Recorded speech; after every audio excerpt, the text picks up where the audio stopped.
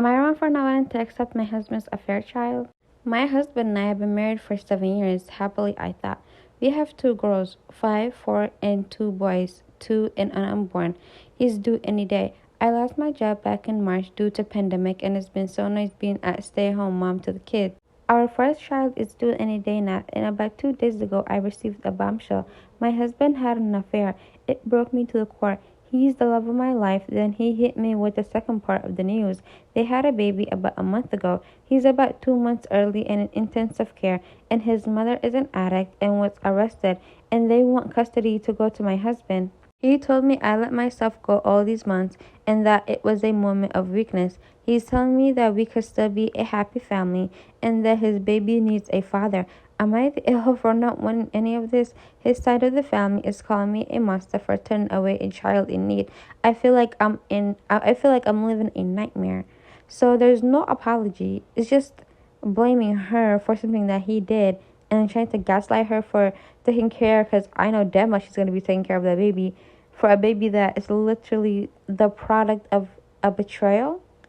Damn. Am I the a-hole for how I responded to my sister's miscarriage? I, 30 female, have an older sister, 32 female. We're honestly not close in adulthood, and we did not get along as well as kids. We see each other a few times a year at family gatherings that include our parents, grandparents.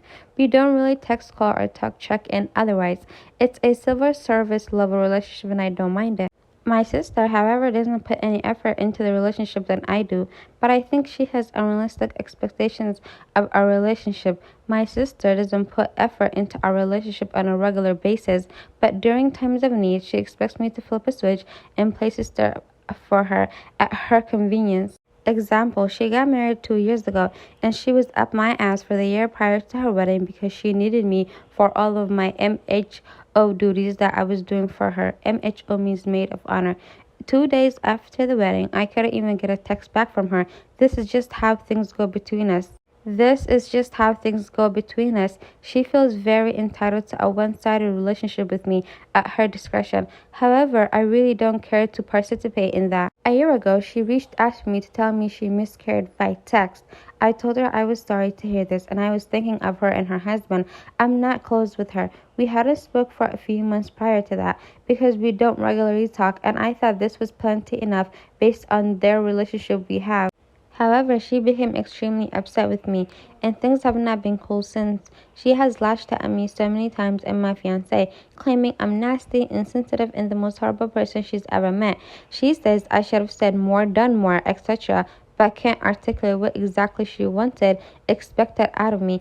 It's been so bad that she couldn't attend my wedding last month, and we had to have separate Christmases, and this is pretty much a hill that she's willing to die on. I don't understand what I did, nor does my fiancé or any of my friends. Thoughts? Honestly, I don't understand either. I don't get what OP wanted from her sister. I feel like when it comes to big news, I don't know. What exactly did she expect her to say? Like, oh, I'm sorry, my condolences. I hope you feel better. That's what I would say to a stranger or anybody that I'm not that close to. Because what exactly are you supposed to say or do for somebody whom you're not close to? And then especially somebody who only wants you or calls you or even remembers you when they're in need. Like, that's just annoying. But miscarriages are terrible, but still, I don't understand what she wanted OP to do. Am I wrong for kicking out my mother-in-law out of my house on Christmas Day? I, female 41, has been with my partner, male 53, let's call him Dan, for over 5 years. This year, my oldest son passed away too young.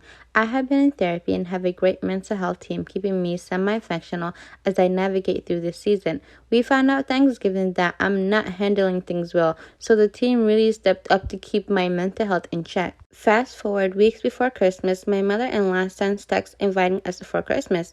Dan asked me about it, and I told him I don't want the obligation. I don't know how I'll feel that day. We expressed my concern and feelings. Nothing back until Christmas Eve.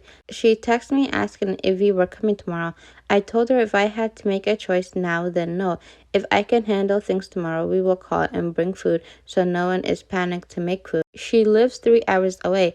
Explained my emotional break and present manic episodes that have compounded the issues I'm struggling with daily.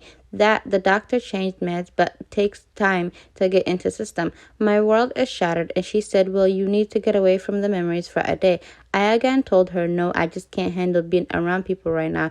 It's too hard to be functional at the moment. Christmas morning, I'm wrapped in a blanket with a picture of my two boys crocheting a blanket to help my stress in PJs.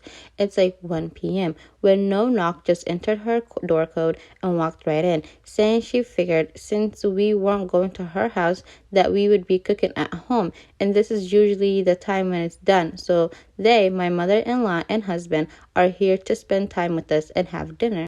Literally, I look at Dan and not in a soft voice said, what the F is your mother doing here? As if she wasn't even there. I lost my ish. Tears were just streaming down in anger. This woman disrespected my home and my wishes to handle my grief my way. I told her to get out and never step foot in the house again.